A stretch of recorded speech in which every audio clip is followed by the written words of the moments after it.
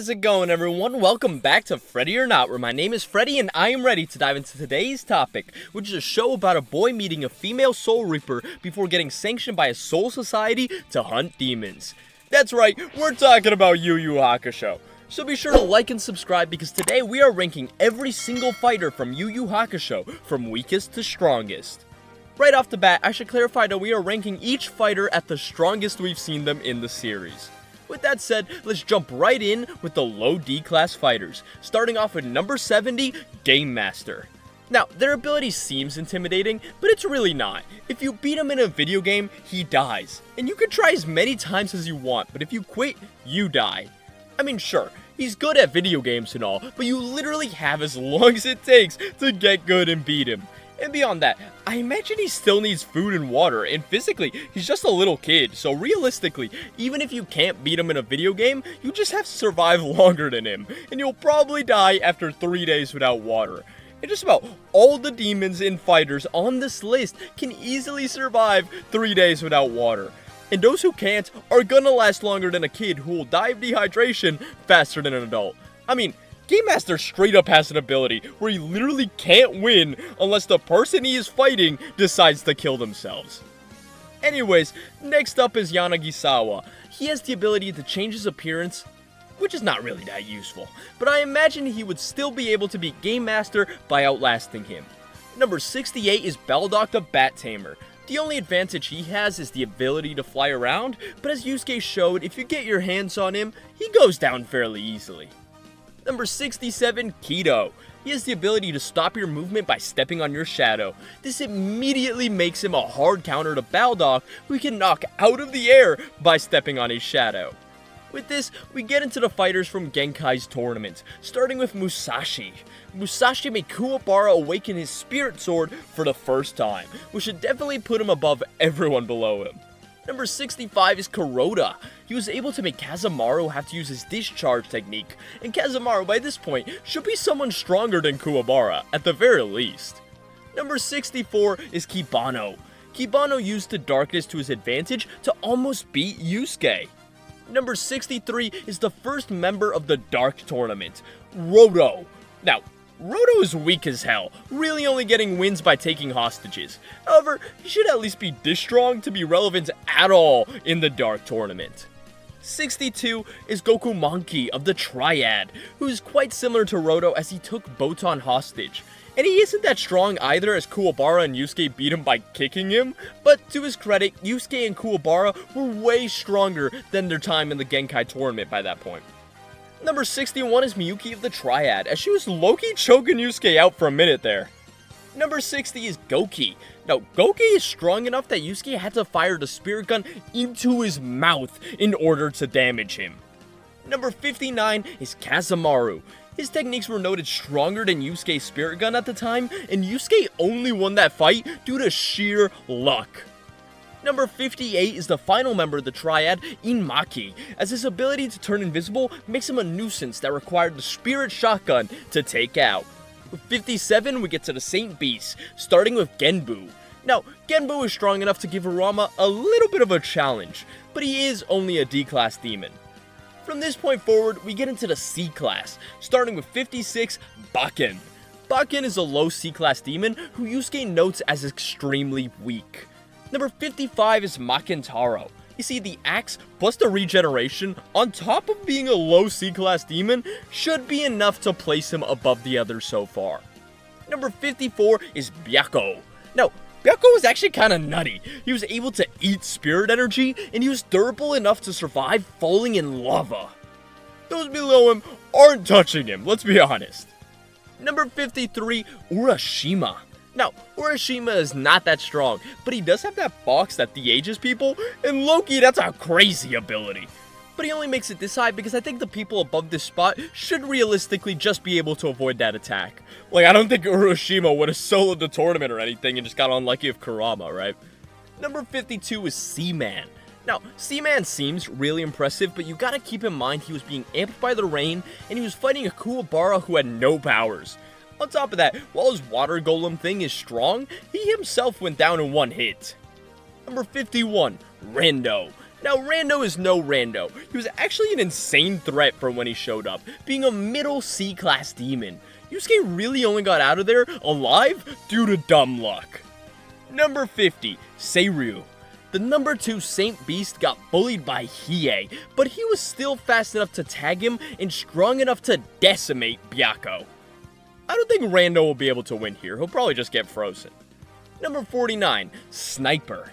Now, Sniper seems strong due to his performance against Yusuke. That was only because he managed to tag him while Yusuke was distracted.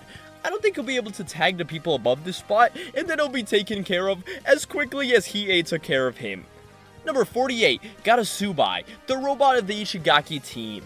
Look at this robot made Hiei and Kurama put in a little bit of effort to take him down.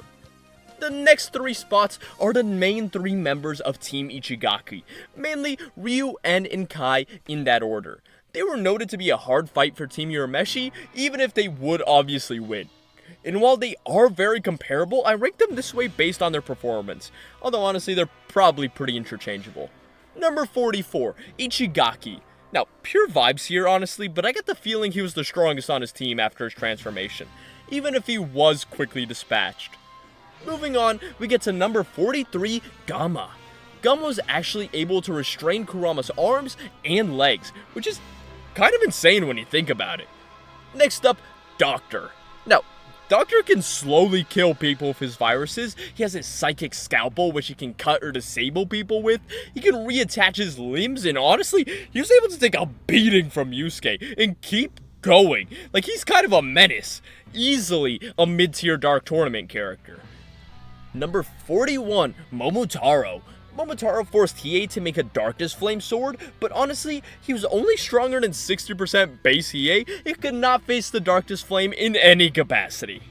Number 40, Risho. Kuwabara straight up thought he had to die to beat this guy. Also, the rock armor and cannonball technique actually do go kinda hard.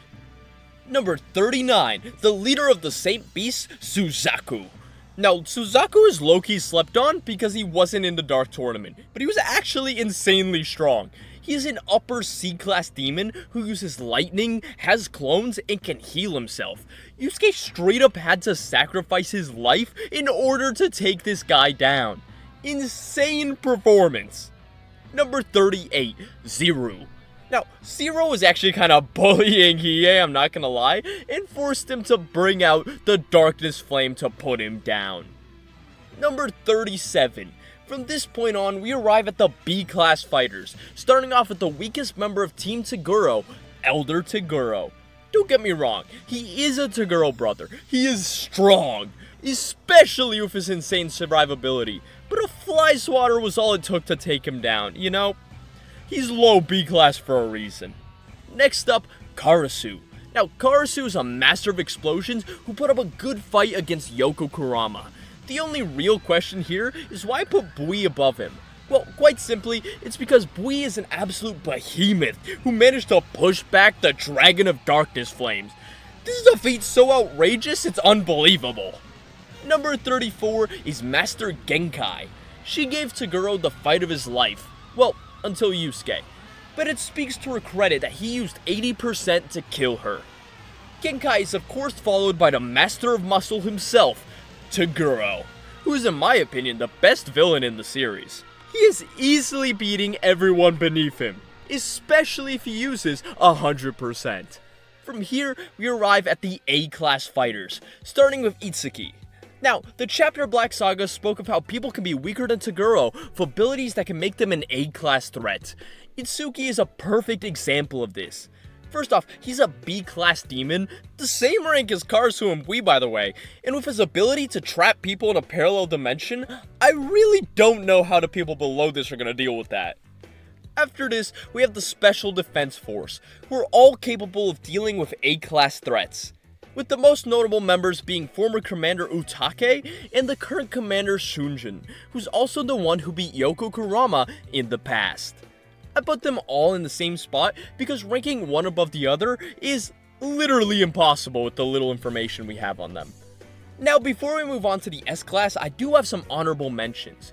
King Enma is probably A-Class, seeing as how the Special Defense Force works for him, but we just can't say for certain. Also, Koenma is roughly this high, but only when he uses that attack with his binky, which is an attack he can only do once every couple hundred years. And finally, Kaido was a strong opponent, but his game of taboo, especially the no violence clause, means that you can only beat him by outsmarting him. So while he did have an impressive quote-unquote fight, it's kinda impossible to rank him. And now, let's get to the real heavy hitters, the S-class fighters, starting off with Kuwabara. While he's never actually confirmed S-class, in the OVA we see him pull up to the second Demon World Tournament. And since every single fighter in the first tournament that we know the rank of was S-class, I imagine Kuwabara is at least this strong now. Either that, or he's a complete moron who's going to get slaughtered. Following this, we have Shigure. In the final arc, Kurama was an S-class fighter with a power level 1902 in the manga and 8902 in the anime, and Shigure went band for band with him. After this, we get to the Dark Tournament allies, all of which are noted of having power levels above 120,000. 6 fighters for us, all with energy levels of 120,000 or higher. To rank those 6, I'd say Toya, Chu, and then Jin, because they had their levels literally shown on screen, and then Shishiwakamaru, Suzuki, and Rinku. Those 3 were arbitrarily ranked based mainly on their performances in the Dark Tournament, but they should all be fairly relative at this point. Number 21 is a little weird as we have Hokushin. This is weird because in the manga, the Dark Tournament allies have a higher power level than him. But in the anime, Shachi, who's someone that Hokushin is only slightly weaker than, is noted as having a stronger power level than the Dark Tournament allies. It is true, Sachi. By the numbers, you are the second strongest fighter we have on our side. And then, Hokushin just straight up beats Shishiwakamaru on screen. I guess the anime buffed him for some reason, so this is where he goes. And next up, of course, is Shachi, as he is slightly stronger than Hokushin. Moving on, number 19 is Sensui, and number 18 is Kirin. I put Sensui below Kirin because while Sensui had the advantage on Yusuke with his offensive armor, the same Yusuke who was stronger than Hokushin, Sensui's defensive armor was still too weak to protect from Yusuke's Spirit Gun. And even after the fight, Yusuke was still optimistic about his chances of being able to win. In short, while Sensui is stronger than Yusuke, the gap isn't too severe, and Yusuke, although stronger, was still struggling with Hokushin, and Kirin is almost twice as strong as Hokushin. I don't know if Sensui gaps Yusuke hard enough to make up for that difference, so I put Kirin higher. Number 17 is quite definitively Yoko Kurama, as he has a power level of 152,000. Number 16 is Shura. Shura states that he's about as strong as Yusuke, and Yusuke is seen with a power level of 200,000. Rounding up the top 15 is Hiei. Hiei states he's about equal with Yusuke, and he put up a great fight against Mukuro, definitely enough to place him above Shura. Number 14 is Raizen. Now, Raizen, while insanely strong, was the weakest of the 3 kings in his old age. But in spite of that, he still had a respectable power level of 1.32 million. Number 13 is our very own Yusuke Urameshi, Spirit Detective. You see, Yusuke, when he tapped into his Masaku blood, was stated to compare to Raizen, and Yusuke only got stronger as his fight with Yomi progressed. I mean, they straight up fought for 60 hours. They have to be comparable. As such, number 12 is Yomi, another one of the 3 kings with a power level of 1.55 million. Now, the next several spots are filled up by Raizen's friends, all of which were stated to be stronger than Yomi. If I had to rank them, I'd say Tetsuzen's at the bottom because he lost to Saizo early on, then Nenho because he lost to Enki early on, and losing to Enki is more respectable than losing to Saizo. After this, we know that Kujo beat Koko and lost to Saizo, and Soketsu and Shu fought each other, and the winner also lost to Saizo. Between these people, I put Koko at the bottom because both Shu and Soketsu have the potential to have gone further in the tournament than she did. Between Shu and Soketsu, I'll rank Soketsu higher because, I don't know, I guess he had more screen time, and I'll put Kujo above both of them because they both had the potential to have done worse than him in the tournament. Next is obviously Saizo, and above him, I'll put Natsume, as she gave half-power Mukuro a good fight, and that is honestly more impressive than what Saizo did. And finally, we have the winner of the Demon World Tournament and very clearly the strongest of Raizen's friends, Enki. Meaning that in order, I'd say number 11 is Tetsuzan, 10 is Daiho, 9 is Kokuo, 8 is Shu, 7 is Soketsu, 6 is Kujo, 5 is Saizo, 4 is Natsume, and number 3 is Enki. Moving on, the one taking the silver medal is the strongest of the 3 kings, Mukuro. Mukuro was at half power the entire tournament, and still, Enki thinks his win against her was largely due to luck, aka, he doubts whether or not he could beat half power Mukuro if it wasn't for her being gassed due to the previous matches. And finally, the gold medal goes to the strongest person in YuYu Hakusho, the Mazaku King himself, Raizen in his prime. Someone so strong, it was said Mukuro and Yomi would piss themselves if they saw him. Well, that's all I got for you today, folks. Be sure to smash that subscribe button, and I'll catch you in the next one. Peace.